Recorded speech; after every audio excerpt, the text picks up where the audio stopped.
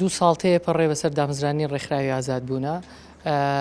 ئێمە لەو ڕۆژەیە و بۆ کۆتایی هێنانمە ساڵی کارکردنی 2021 دیدارێکمان دامەزراند و ئەو دیدارە ئەکەینە نەریتێکی ساڵانە لە مەودووە ڕێکخراوی ئازادبوون دیدارێکە بێ. ئامانجی دیدارەکە گفتوگۆکردنە لە پانێڵەکانی ئەمڕۆ کە لە 3 پانێڵە نۆ قسە کرد ئاماژە بە کێشەکانی تاک و کۆمەڵگە ئەیان و ئەو گرفت و لەمپەرانی کە لە بەردەم تاکێکی هۆشیار و گەشەکردوایە لە کۆمەڵگەی کوردستان لە ڕووی ئابووری سیاسی فکری دەرونی مێژووی چین بابەتەکان لێرە تاوتوێکرێن.